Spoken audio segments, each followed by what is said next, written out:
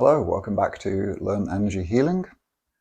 Today I wanted to talk about the subject of cord cutting, which I thought was quite a good time to cover this subject because the last video I talked about the merging technique, where you intentionally pretend to be the person's body that you are working on. So you feel in your physical body, in your energy field, as if you were the person you were working on.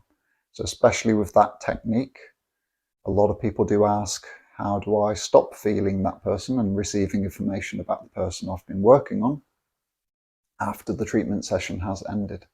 So this is especially the case for people who would call themselves empathic, people who are able to tune into how other people are feeling. So cord cutting, it's quite a common subject that's taught out there, and it's very symbolic.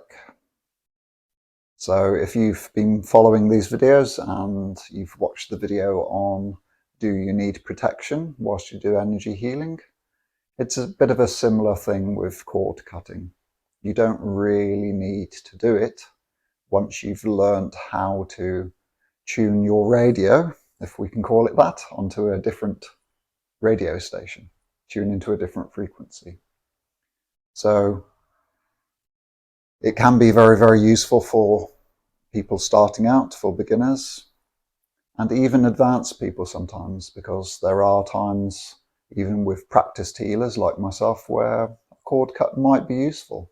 If I can't stop thinking of someone or feeling something from someone I've treated, then a cord cutting can be useful even for me. But usually I don't use it at all, because I've learnt to tune my radio, if you like. So I'm tuning into the person I'm working on whilst I'm treating them. And then once the treatment session ends, my thoughts, my emotions, my focus is on something else. I'm tuning into other vibrations. I'm tuning into my daily life, cooking my food, cleaning, writing some emails, whatever it may be. My attention, my consciousness is no longer on the person I'm treating, so I don't need to cut a cord. And why do I say cord cutting is symbolic? The reason I say that is because from a higher perspective, we are all connected. Even to beings and people you haven't met yet or will never meet in this particular lifetime. You are connected to everyone and everything. So it's not really that there's a cord that you have to cut to separate yourself, because you are always connected. It's more the case of what are you tuning into? What are you focusing on? What are you intending to receive from the universe? So cord cutting really is more of a tool that you can use whilst we are existing in a reality where we experience being separate from other people. And it's quite a useful tool for some people who are just starting out. So, cord cutting essentially is severing that link between you and another person. Like I say, you're always really connected, but it's a way of you helping to tune out of that particular person you've been working on. So there are many ways of doing it. Some people will just say, okay, I cut all cords between myself and the person I've just been working on, and that is enough. And then they just feel like, okay, my mind is not on that person anymore, and away they go. So for some people, that is enough, just saying it out loud. Another thing you can do is imagine in your mind a string, if you like, of energy between you and the person you're working on. You maybe see multiple strings, maybe from multiple chakras of yourself to multiple chakras of the other person. Everyone's a little bit different, but usually visualizing just one cord between you and the other is enough. And usually with relationships, most people will sense a cord or see a cord from the solar plexus chakra to the other person's solar plexus chakra, because that's the main place people would connect according to the model of chakras. So whether you see multiple or not, wherever they are connected, doesn't really matter. Just imagine seeing that cord And imagine a pair of scissors, just cutting it. That's all you really need to do. Some people don't like the idea of cutting in the middle of the cord and having a cord dangling.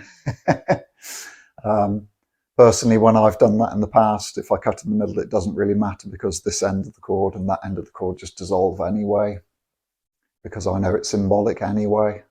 But for some people, they don't like the idea of a cord just dangling around. So if you are like that, then you can imagine just taking the end of the cord out of you and just letting it go. That's another way you can do it. So you can do it in your mind, cutting the cord, imagining it in your mind. You could also do it using your sense of touch. So you could also feel for the cord. And again, you can pull it out. And again, you can cut it if you prefer that way. Whichever way works best for you, whichever way settles your mind the best. So yeah, that's essentially it. A lot of people do use cord cutting to separate themselves from people who are trouble in their lives as well, so it can be useful for that if you believe that it works for that. Usually if you are trying to cut a cord with someone you work with, for example, of course you're going to be reminded of that person next time you go to work and bump into them, and you may have your attention drawn to that person again, and you may need to cut the cord again. It depends how much you believe this technique works or not.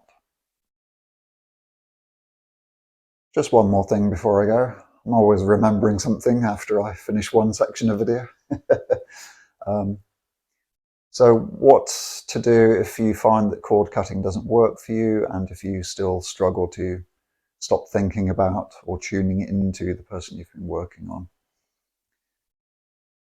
Essentially, you need to learn to tune your radio, like I was saying earlier. You need to learn to focus your attention onto something other than the person you've been working on, and know that when you are focusing on something different, that you are letting go of what you're picking up from the person you've been working on. So essentially, if you're not used to doing that, and especially if you haven't started meditating yet, meditation is fantastic for learning to tune your radio. So when you are doing meditation, whatever form of meditation it may be, you are learning to focus on whatever the focus of the meditation is, whether it be your breath, whether it be simply noticing your body in space, whether it be counting numbers or visualizing a candle in your mind. Whatever the focus of the meditation may be, you are learning to focus on that and that only. And whenever another image or a thought or a sound or a bodily sensation distracts you, you catch yourself being distracted, let that thought, that sensation or whatever just pass, and bring yourself back to whatever you are focusing on.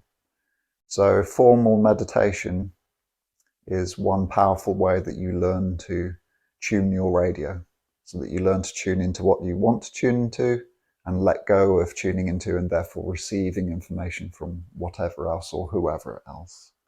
So meditation is a very useful thing to do that. Mindfulness as well, of course. So mindfulness really is a meditation you do whilst you are doing your everyday life. You are mindful of your thoughts, your emotions, your actions, and whatever else you may be able to sense.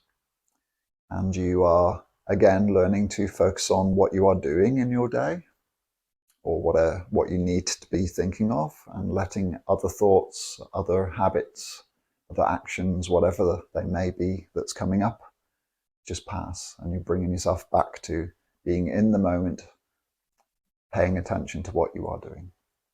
So those are two techniques I suggest you practice if you find it a bit difficult to separate yourself from the person you've been working on. Okay, I hope that's helpful. If there's any questions, do leave something in the comments below, or of course you can email me if you prefer that.